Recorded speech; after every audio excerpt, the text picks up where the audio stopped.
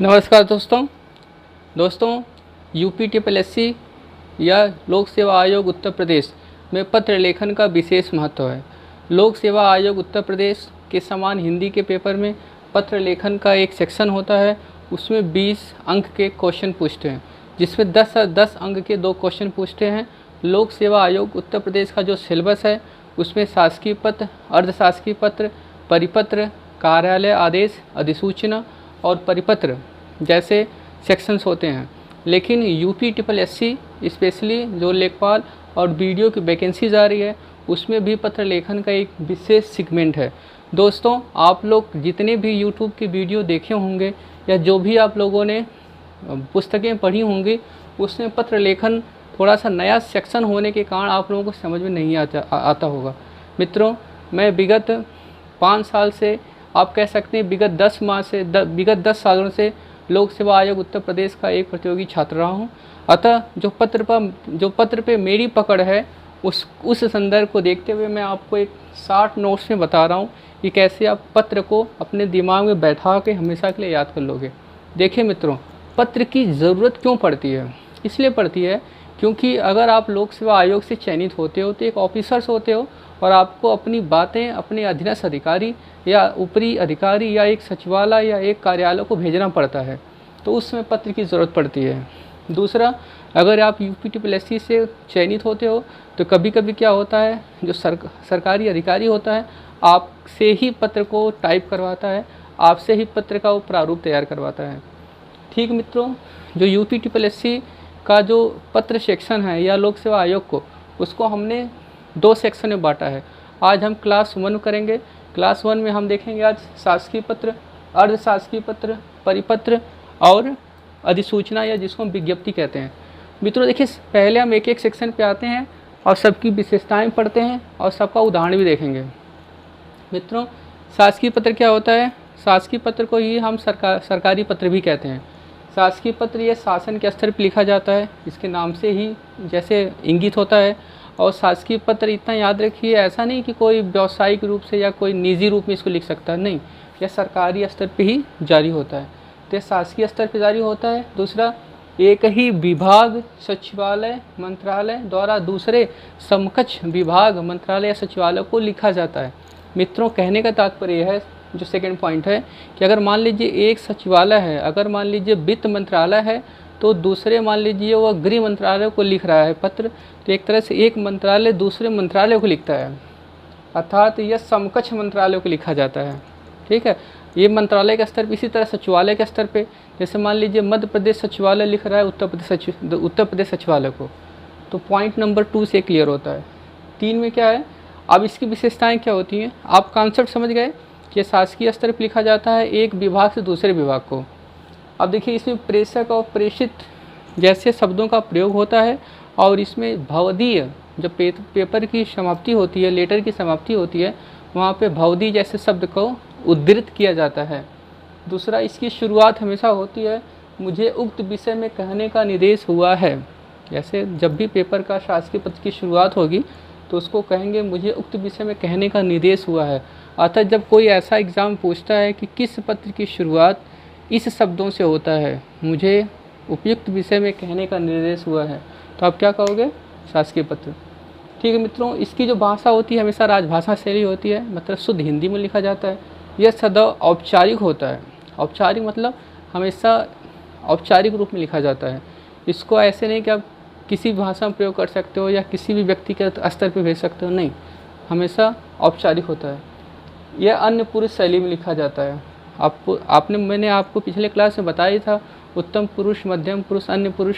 जो अन्य पुरुष शैली होता है, जैसे वह, यह, मैंने यह बताया था, यह होता है, तो यह अन्य पुरुष शैली में लिखा जाता है। तो कभी कभी एग्जाम में पूछ देता है यह पत्र किस शैली में लिखा जाता है, तो क्या बताओगे आप? अन्य पुरुष शैली में। और इस पत्र में मुहावरे, अलंकार इत्यादि का प्रयोग नहीं होता है। जो यह पत्र लिखा जाता है, जो इसके कंटेंट होते हैं, उसमें आप इन सब शब्दों का प्रयोग नहीं करते हो। मित्रों, एक उदाहरण के रूप में हम समझाने की कोशिश करते हैं। मान लीजिए एक शासकीय पत्र का उदाहरण ये है। देखिए, इधर आपके दाएं तरफ पत्रांक लिखा हुआ है, उसके बाद यहाँ पे प्रेषक इसके सीध में, फिर क ख ग सचिव गृह मंत्रालय भारत सरकार, यह प्रेषक हो गए। और या पाने वाला जो है उसको सेवा में प्रमुख सचिव उत्तर प्रदेश शासन, अर्थात भारत सरकार उत्तर प्रदेश शासन को ये पेपर जो है जारी कर रहा है। और यहाँ पे हमेशा हम विषय डाल देते हैं, तो अगर इस कंटेंट में या इस शुरुआत में कोई लेटर है तो हमेशा वो शासकीय पत्र होगा। ठीक है, अब आते हैं अशासकीय पत्र। देखिए मित्रों, शासकीय पत्र जब जारी कर दिया जाता है, लेकिन कभी कभी क्या होता है उस पत्र में विलम्ब हो जाता है, उसका उत्तर नहीं मिलता है, या जो अधिकारी होते हैं कुछ उस पत्र के कुछ कंटेंट को लेकर उनको प्रॉब्लम होती है। अतः वे अधिकारी दूसरे अधिकारी के अर्थात दूसरे सचिवालय या दूसरे विभाग के अधिकारी को एक पत्र लिखता है कि आप आपके विलम्ब की वजह क्या है, या आप त्वरित उस प्रश्न का उस पत्र का जवाब दीजिए, या आप बताइए इसमें और सुझाव क्या हो सकता है। तो उस समय हम क्या करते हैं, अर्ध सरकारी पत्र लिखते हैं, अर्थात मंत्रालय, विभाग, सचिवालय एक दूसरे समकक्ष, दोनों में समानताएं हैं, लेकिन यह क्या होता है, यह विभाग द्वारा लिखा जाता है, लेकिन यह व्यक्तिगत अधिकारी के द्वारा लिखा जाता है। किस लिए? राय, मशवरा या वांछित सूचना विलम्ब से मिलने पे। ठीक है, अर्थात मंत्रालय विभाग द्वारा दूसरे मंत्रालय विभाग के समकक्ष व्यक्तिगत रूप से इसको लिखा जाता है। वांछित सूचना मिलने में विलम्ब या पूछना या कुछ बताना पड़ता है उस समय। इसकी विशेषताएं क्या होती है? यह अनौपचारिक होता है। हमने बताया था शासकीय औपचारिक, यह अनौपचारिक होगा। इसमें प्रियश्री शब्दों का प्रयोग किया जाता है। इसमें जैसे महोदय शब्द का प्रयोग किया जाता है, इसमें किया जाता है प्रिय मित्र, क्योंकि एक व्यक्ति दूसरे व्यक्ति को लिख रहा है। यह हमेशा उत्तम और या मध्यम पुरुष शैली में होता है, अर्थात अशासकीय पत्र को हमेशा उत्तम या मध्य पुरुष शैली में लिखा जाता है, जबकि इसको अन्य पुरुष शैली में। थोड़ा डिफरेंसेस जानते रहिए, क्योंकि एग्ज़ाम में यूपीटीपीएससी के एग्ज़ाम में आप ऐसे कर लोगे। ठीक है, अंत में सादर या धन्यवाद लिखा जाता है इसके अंत में, लेकिन इसके अंत में क्या होता है, अर्थात शासकीय पत्र के अंत में हम लिखते हैं हमेशा क्या, मतलब भवदी लिखते हैं।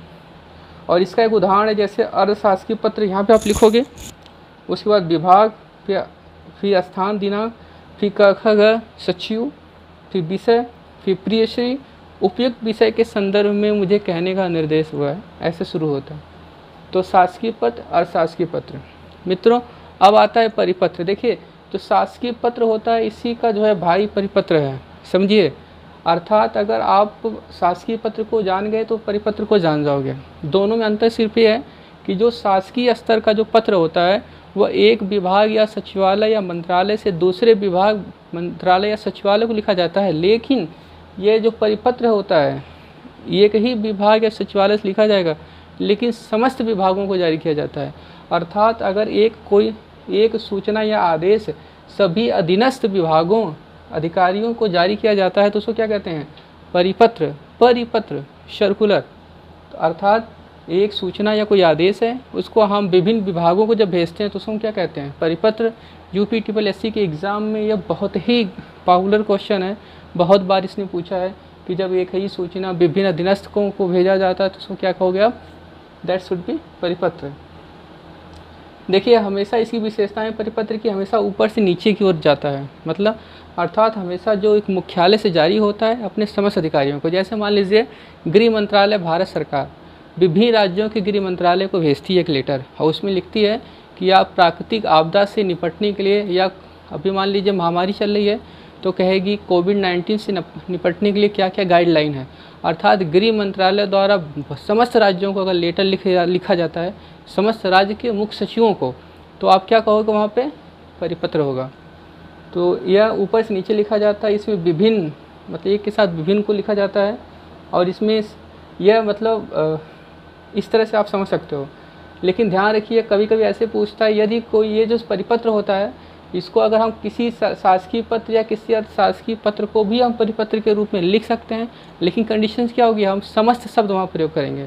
अतः शासकीय पत्र, अर्धशासकीय पत्र, परिपत्र, इन चार्ट से आप तीनों को अपने दिमाग बैठा लीजिए मित्रों, एक कॉन्सेप्ट आपका क्लियर हो जाएगा। तो मुझे नहीं लगता इससे बाहर कहीं जाएगा।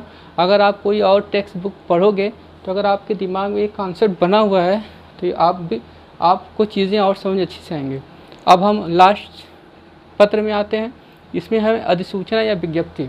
मित्रों, आप तैयारी करते हो लोक सेवा आयोग की या यूपीटीपीएससी या किसी भी कमीशन की तैयारी करते हो तो आप हमेशा सोचते हो विज्ञप्ति आ गई है। विज्ञप्ति या अधिसूचना, उसी को एडवर्टीजमेंट भी कहते हैं।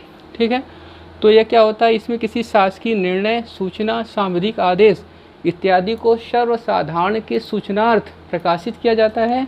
अर्थात मतलब जब कोई शासकीय निर्णय अधिसूचना सर्वसाधारण अर्थात समस्त व्यक्तियों को सूचना के लिए इसको जारी किया जाता है और यह हमेशा गजट में प्रकाशित होता है।